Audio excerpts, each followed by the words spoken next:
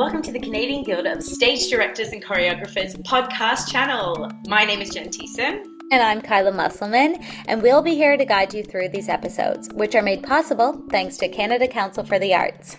The Canadian Guild of Stage Directors and Choreographers, CGDC, is a national arts service organisation advocating for the rights, interests and protection of stage directors and choreographers and their assistants and associates. These first episodes are snippets from our Assistant and Associate Program series, featuring industry leaders with insight about the theatre creation process, shared with you with the hopes of enriching our community. In today's first episode, we demystify being a resident director with legendary director-choreographer Dayna Tekatch. So I'm going to jump in introducing our legendary guest for today. We have Dayna Tekatch with us. I love her so much. Dayna Tekatch is one of Canada's most prolific and sought after directors, currently serving as the resident director at Mirvish for the acclaimed production of Come From Away, where she also played key roles as associate director and choreographer for the Australian and West End production. She previously served as the resident director for the Canadian production of Harry Potter and the Cursed Child with yours truly, and I can attest that Dayna is a force and leads every room from the heart and is always kindness driven. Her directing credits are so impressive, including standout productions of Crazy for You at Citadel Theatre Calgary, where she earned Sterling and Betty Awards. She's also brought her creative vision to such shows as Forever Plaid, Avenue Q, Oliver, The 39 Steps, you name it, she's done it. And that's not even touching her 9 seasons at the Stratford Festival. That is over 30 years in the business. Dayna is also the mother to 2 wonderful and happy children and loves to get her hands dirty in the garden. Fellow friends, please welcome my dear friend, Dayna Tekatch. Hi, everybody. I'm so excited to be here with you. I'm honored to be in this room with all of you and honored to be any part of this incredible program that Kyla and Jen birthed themselves out of their brains and their hearts. And how lucky is this country to have 2 women like that leading the charge of such an incredible thing. My pronouns are she and her, and I'll shut up now so Jen can lead the room. Thanks so much for having me. You're perfect. We love you so much. Take up all the space. So we're going to be speaking about a resident director today. So Dayna, can you tell us what is, in your opinion, a resident? I will say that I came into the world of being a resident 7 years ago, almost 8 years ago, thinking that because I'd been a director and choreographer for 15 years, that I was totally qualified, overqualified even. I was so ridiculously bold as to say, only to discover I knew absolutely nothing. And I mean, absolutely nothing. I should have gone in with beginner's brain completely because, and one of the main reasons is that commercial theater is not the same as any other kind of theater that you'll work at in this country. It is not the same as Stratford or the National Arts Centre or the Charlottetown Festival or any regional in the world because it is run on a business model. It is not its focus is not making the art, its focus is making the money. And while there's nothing wrong with that, it's a different model, it's a different way to work. So I came in thinking I knew and I didn't. So I want to tell you what I think a resident director's job is. And I'm going to break it into 3 parts for you. The first and the sort of thesis is that the resident's job is to maintain the integrity of the creative vision of the original creative team. And that's it. That's what your job is to do that. And very important in the business model to stay in your own lane. And I can't articulate enough how you must, in the business model, stay in your own lane. And so the way that that's achieved is by the 2 other steps that I want to tell you about. The second one is all about the actors.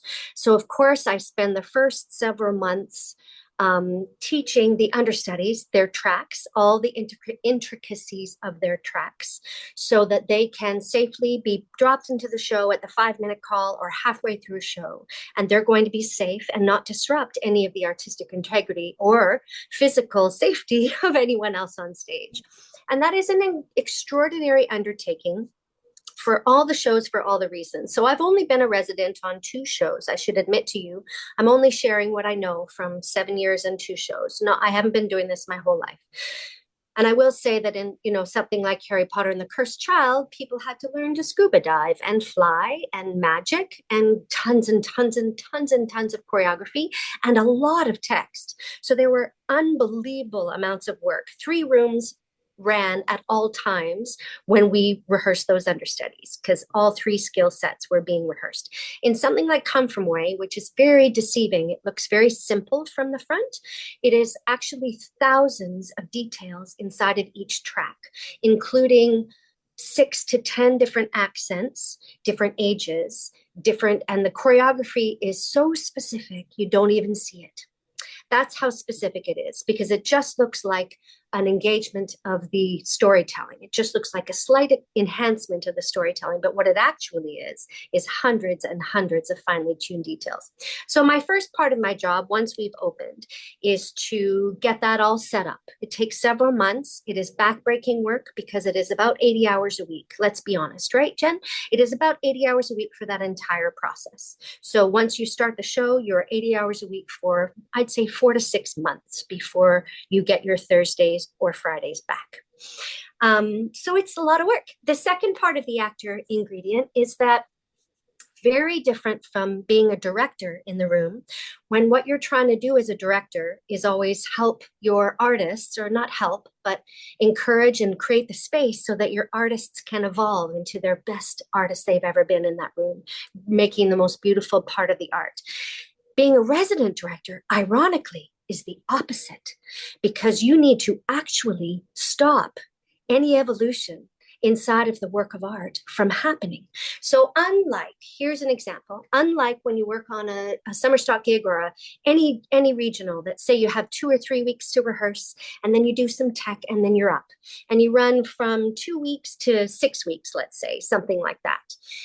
During the course of that, say, 6 weeks, a show evolves, right? So actors get stronger, the kicks get higher, the turns get easier. They figure out if they exit out this wing, they can get to their quick change faster. They learn if they stick their hip out right as they say that line, they get a little laugh. And then they realize that, so the next time they push into it a little farther. And by the 3rd or 4th night, they're going like this to say the line, and everybody's howling. And they're like, oh, I'm a rock star. And the show evolves, and things get funnier and things get richer. And that can be totally great.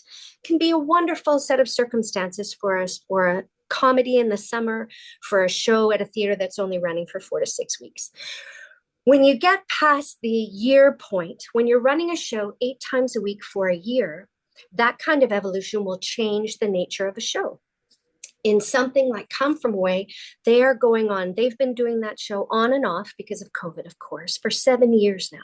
We're coming up on the 1,000th show in January. Wow.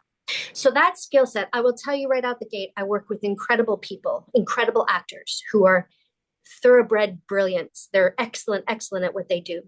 But what the natural instinct of an artist, of course, is to improve all the time. And inside of a long-running show, what you actually have to do is try to recreate something being for the first time, and recreate the fresh feeling of being inside a moment. Because as soon as you start to manipulate that moment, it becomes something else. An example of it is in Come From Away, there was an incredibly the director has a math degree from Yale, super mathematician, and the show is constructed like that. And we're only allowed for there to be applause twice in the show. So if the company starts to try and get around somewhere else, which they could do 15 other times in the show, I have to shut it down because they're not allowed, because the show is created mathematically. If they ever lean into, and they don't, they're amazing. So I'm not saying that they do this, but if anyone doing the show leans into making fun of someone from Newfoundland because they get a laugh for doing that, I have to take it out. It's done. We don't have any of that kind of stuff in. So the really big challenge is that you're asking people who are excellent at what they do, you're taking away some of their fun, is the truth. You're taking their laughs away, and you're not allowing them to evolve the work of art. They can evolve as human beings inside of it. And it's not that we don't discuss and craft moments, but it must always be within an extremely strict framework if you want to be good at your job and honor that original creative vision. So that's the second thing. And the third thing that you do as a resident director is you have to do the dance inside the business model. And by that, I mean, you have to write You have to be in communication with your creative team, and each creative team wants something different. So I've worked with teams from London, and I've worked with teams from Broadway, and it's specific to each team what kind of communication they want. They might want a weekly report from you, they might want a monthly report from you, or they might want just trust you and want nothing to do with it. And they're like, yeah, you're good. But you have to figure out what that is. Then you have a relationship with the company management, which if you're in the country of Canada is probably going to be with Mirvish. So I have a relationship with the company manager and the associate company managers and the assistant company managers. And sometimes that's a weekly meeting for hours if it's a complex show like Harry Potter, or on Come From Away, it's not so much, but I have to develop those relationships so we have good communication. I'm in that sort of communication also applies to the PSM and the entire crew in the building, to the hair and makeup, to the wardrobe department. And for me and the music department, obviously the music director and the associate music director. And also for me, I think it's important, but this isn't a requirement. I stay in touch with and nurture the relationship with the band because I think they are members of the company. So I make sure to go to their room. I make sure to check in with them to make sure everything's good with them. And of course, I have to rehearse in all of their subs as well, because those musicians in the show of Come From Away come out on deck and do choreography. So I have to rehearse in all of the subs, and musicians run in a completely different way. And they all have 2 or 3 subs, and they get one rehearsal with me and then they're on.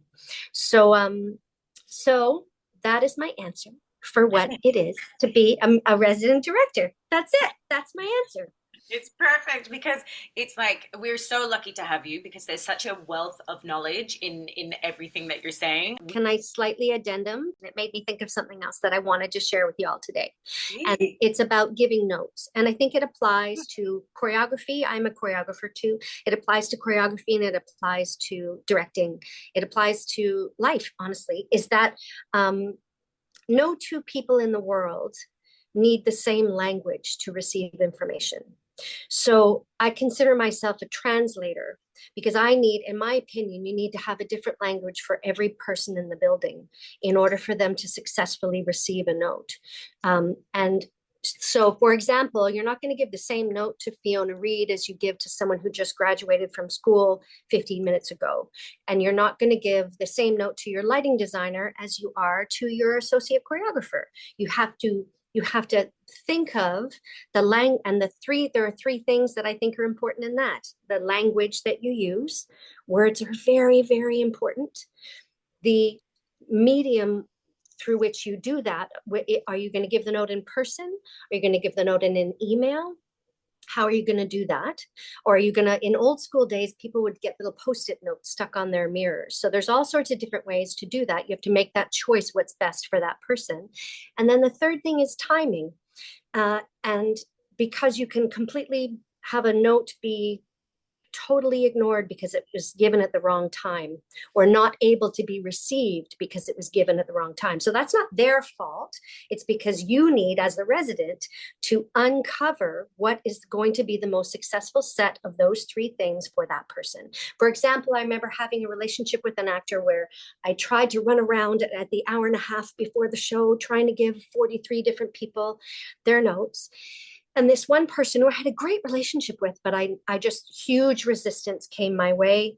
And I could tell that it was causing that person anxiety for me to be giving them a note, even though I was like, well, it's an hour and a half before the show. And I decided to try a different tack. And so I sent him notes by email 3 hours before so that he had time to digest at his own pace without having to give me a response in person. He could digest and do that. And from that point forward, we had the most amazing relationship because he had what he needed, which was the time and the privacy to process those notes. So, and I don't mean that you should email everybody your notes 3 hours ahead, because some people will need you to be in person. But I just mean to say that as a director or a choreographer, and especially as a resident director, where you're often taking things away from actors, which doesn't feel good as an actor. It feels like a punishment. Whereas in the process of teching and creating a show, notes can feel like gifts, and they should be considered as such because it's everybody trying to bring out the best art in other people. For some people, when they've been running a show for a long time, the resident director feels like a punishment. So it's really important, those three ingredients, the language that you use, the way that you communicate it, and the timing of it are incredibly important. That was so valuable, and I always say to everyone, because I as like a dance captain of any long running show, I always say I'm the least fun person in the room because I have to spoil everyone's fun all the time, just to be like, actually, we're not doing that. But I always say that in terms of note giving, I am from the school of Dayna Tekatch, because I'll front load my notes at the beginning of the week so that as we go through the week, watch the show, front load the notes. Then by Friday, Saturday, over the weekend, everyone's just getting through. The show looks good, and we're just able to move forward. But that's 100% from the school of Dayna Tekatch, which we're all lucky to be at. So the second part was just chatting about being a director yourself, and just how that contrasts with being a resident. And if you have any further thoughts on that. I've had to armor up, and I've had to create a thicker skin for myself as a resident. Whereas as a director, I'm an open heart, open mind, open heart throbbing in the room, trying to nurture and nourish everybody through the experience. I have to protect myself a little bit more as a resident director. So be aware, if you're going to go into the commercial theater world and this kind of job, that it is much more of a business model. I just want to say that out loud. And I know that doesn't mean anything really to us who are all artists working in not-for-profit theater for the most part, but a business model. There's a reason we didn't all go straight into business. That's because it's a cutthroat thing. And there's one thing at the top, and that's money. And everything else. I'm not saying that's bad, because it's not. It's the way the world works, but it's different. It's different than being in any other kind of theatrical space. And, there's a reason I didn't do this I did 25 years of popping around and having all the beauty and the glory of every theater in the country. Even on Dana's darkest days, she always leads from the heart. I have watched her do it so beautifully and so gracefully. She's just a gift to our industry, to be honest. We're just so lucky that you're here, Dayna. My friend, how do you effectively interview for being a resident director? Yeah, well, you know what? I don't think it's any different than an effective audition. And that is, you prepare yourself, you over-prepare, so that if something flies out your brain because you're nervous, you're okay. You over-prepare, you research the artists, you research the piece, you research yourself first. Because if you take in your most authentic self, and I mean that really, if you take in someone that's not you, then it's going to kick you later on, because then you have to be that person that's not you. So the best thing I think you can do in any audition situation is make sure you've done the work on yourself before you walk into the room, so that you don't walk into the room vibrating, meeting someone else's vibration. Take your own into the room so that you can be you and offer up to the table you. And what's interesting? The greatest lessons I ever learned were from the worst parts of the job, or from the situations that were the most awful, where I got treated the worst. Those are the places I learned the most. So really, can I be sad I was treated badly? No, because I was able to. I remember that the International Associate of Harry Potter saying to me in our first interview, it was my first interview with him, the second interview for the job. And he said, and he looks me right in the eye and he says, "Can you be prepared to start directing on day 2 of the process?" Me having never done the show before. "Can you be prepared to start directing on day 2? And I said, "Yeah, no problem. Just get me an archival in the Bible and I'll be ready."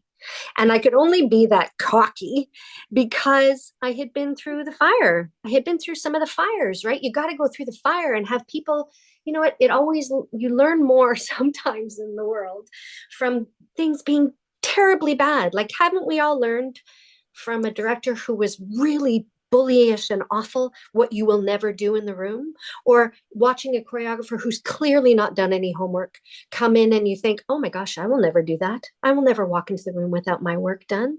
And or watching someone be treated badly and be like, I will never do that. So I just think there's a huge, as much as I will caution and warn against how hard this job can be, I will also say that the most challenging situations are the ones I learned the most from. And they're the ones that I can actually take lessons into any industry in the world I choose to be in, because they are across the board and they apply to all businesses. I'm totally rambling now, so I'm going to stop. It's so good. It's so good, right? Everyone's like thumbs up. It's so valuable. Oh my gosh. And I love that. You've got to go through the fire, because you don't know what you don't know until you find that you don't know it. My friend, just out of interest, what qualities do you look for from assistants and associates? Because we're an assistant and associate company here. You sure are. And oh, the amazing luxury of having an assistant or associate. And I always feel like such a fancy person if I get to have an associate. Oh my God. I will say that what I'm looking for is very specific. I'm looking for a partner. So I'm looking for someone who from day one is going to leave their ego at the door so that we can work together to uncover the most authentically beautiful piece of art that group of people in the room can make together. And so I'm not looking for I'm just looking for someone to be open and invested and excited and interested, and so that they can be with me in it, so we can do it together. Like the whole point of theater for me is collaboration. So when I'm looking for an associate, I don't need anyone to do anything for me, but be there in the art, be there in the mire of it all, like in the mess of it all. Encouraging me to be brave and going with me on the wild rides when I take risks that might not work, and supporting being a lovely conduit for me to the company as well, so that the company feels like they have a second person that they can go to in the room to communicate anything, because they know that myself and that person we are one set of artistic ears together, So I was lucky enough to have that kind of experience with someone from this program last year. And, within 4 or 5 days, we were one artist making that piece. And by that, I don't mean we were diminished in any way. We just filled each other's cups. So that's what I'm looking for. That's incredible. And then because you've also been an associate yourself, where do you feel like your value lies in that position? Well, it's interesting because I've only been an associate in the commercial world, which is different. Mm-hmm. Totally. But yeah. I think that I was successful as an associate because of the diligence with which I took every day. And by that, I mean, I wrote down everything Christopher Ashley whispered in my ear, which he did for 6 weeks. I wrote everything down. I have entire sections of my notability that are the things that person said, and that you can't underestimate a year down the road when you're heading into the second year of recasting and setting up a whole new group of understudies, to go back over those things that came out of that person's mouth that you admired. It can be really helpful in going back into the material, to have their words in your mind, not their words that you're just regurgitating, but that you have embodied and embraced in how it is that you're going to achieve, because they don't have the same actors you have. You're going to have a different set of actors. So just like we were talking about before, you have to be able to filter what they gave you into what that person in the room needs from you. So I do think being diligent about taking notes and being attentive to every moment and all the details of every moment, which as artists, that's just how we are by nature. You got to be ready to go. You got to be early. You got to stay late. You got to be ready to go. Ooh, ain't that the truth? Oh my goodness. It sounds like you in the way that you would have an assistant or associate kind of align your spirits together. It sounds like you've done that with other creatives as well, to understand their insights of their brains as you're like, okay, how are we going to make all of this work for the next few years? So exciting. My friend, do you have any last little insights, final thoughts, tips, tricks that you can leave us with for up and coming directors and choreographers? Yes, absolutely, I do. Not that it will necessarily be what you need, but here's what I have to share. I think that the word I think of when I was thinking of this was trust. And I think that we don't just have to be able to trust ourselves. Obviously, we have to have done enough work that our vision is really clear so that we can walk in the room trusting the voice that we're about to use. But that also involves taking care of yourself in your life, so that you're not walking in carrying the baggage of your life into that artistic room, so that you can, what is it you need to do? Do you need to go to yoga? Do you need to meditate? Do you need to eat a giant breakfast? What do you need to do? Take care of what you need, so that when you walk into the room, it's not about what you need anymore. It's about what you're going to create, not what you need. And then trust, I would say to you that certainly for directors, but also for choreographers, that 90% of your job is getting the right group of people in the room with you. Don't underestimate the power of casting and how important that is. And then once you've done that, let's say you've done that and you've got this gorgeous group of human beings, then you can trust that they are going to have far more evolved opinions and thoughts and ideas about the moments that they have already prepped themselves for. And don't cut yourself off from what the whole room can offer you back.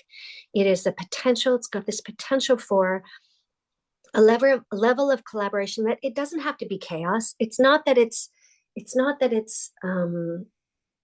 a democracy. It's not that the room devolves into everybody yelling and screaming or whatever. It's not that. It's that if you find a way to create the room to be safe, then everybody can have their ideas that you say, oh, that's not what I was thinking, but let's see what happens if we try that. And trust that the people you've brought together are the people that are going to tell this work and create this work to the very best of anybody's ability, and then roll around in that collaboration. And the image that always comes into my mind, it's because I grew up with dogs, is roll around in it like a dog will roll around in a dead fish on the beach. And if you've ever seen it, it is like pure joy, and it is like totally messy and disgusting and stinky. And then they jump into the water and the happiest ever. So just roll around in the collaboration, and then you can gently and lovingly and nurturingly bring it all back together, so that it can be executed 8 times a week by people that are sensitive and caring and have ownership over it, because they have moments inside of it that they created and they have ownership of that. And then they'll treat each other better over a long period of time. They will be less impatient with one another because they will have seen the collaborative process create this work of art. So trust, that's the word. That's my word. That's my word for you. Trust. And I love the image of the dog rolling around on the fish. Have you ever seen it? It's something. It's something. Is that East Coast? Is that an East Coast thing? West Coast, baby. West Coast. Oh, West Coast. Okay. She's an East girl. I love it so much. Totally. My beautiful friend, do you have any last thoughts that you want to share with this group? Yeah, no, I'm honored to be here. I think that the industry, okay, I guess I have one more thing to say. Coming back from COVID, I think I hoped that because we'd all had this devastating, but there was beautiful things in being isolated and diving into ourselves as human beings. I'd hoped that a lot of the industry would have evolved along with us, learned all the lessons that we hoped we'd learned over COVID. And I found that not to be the case in a lot of situations, and heartbreakingly to hear about lots of people's processes being really bullyish and full of negative things. And so I just want to say for the record that we need artists in the world who are going to be respectful of our humanity and of everybody's needs, and no two needs are the same.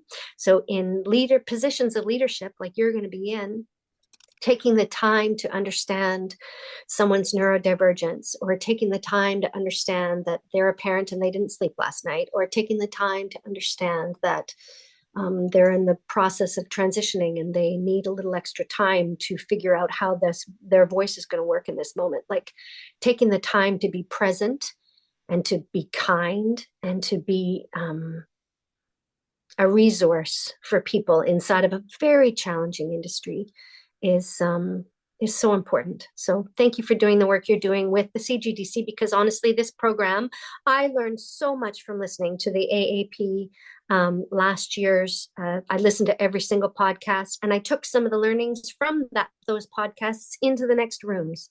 Now at the end of every rehearsal, we meditate in a circle before we leave the room so that we can leave the energy that we did in the room. We meditate every time, even on come from way rehearsals, hand on the heart, hand on the belly, and we meditate at the end. And we do games at the beginning to connect with each other as human beings and create a room that feels safe and mutually supportive. And that's all from the AAP, ladies and gentlemen. So thanks for doing the work you're going to do. And again, thanks Kyla and Jen and Josh for having me here today. I appreciate it so much. My dear friends, what an incredible woman. And just I hope that everyone can feel how much love Dayna approaches everything with. So a couple of beautiful takeaways from this session with Dayna. Dayna reminded us to stay in your lane as a resident director. She reminded us that good communication is key, from the creatives to the company management team to every department across the building. Dayna considers herself a translator in order to successfully communicate notes. I loved that one. She emphasized that words are very, very important. So be gracious and cautious with them. Where there is challenges, there is growth. So Dayna said, you gotta go through the fire, friends. She said, be diligent, be attentive, and be ready to go. Don't underestimate the power of casting. Trust them, then trust yourself. Trust the voice you're about to use. So remember to take care of yourself. Oh my gosh. And she said, roll around in the collaboration, and we need artists in the world who are respectful of humanity. So go forth and be wonderful, friends. Ladies and gentlemen, that is Dayna Tekatch. This podcast was made possible by Canada Council for the Arts and brought to you by the Canadian Guild of Stage Directors and Choreographers. CGDC advocates for the rights, interests, and protection of professional stage directors, choreographers, and their assistants and associates. To learn more, give them a follow on Insta at official CGDC, or check out their website, cgdcweb.com. If you enjoyed this podcast, give us a review, a like, or a follow. And if you have any questions or queries about today's episode, please shoot us an email over at canadianguilddc@gmail.com. Thanks for helping us build better pathways and being a part of our community.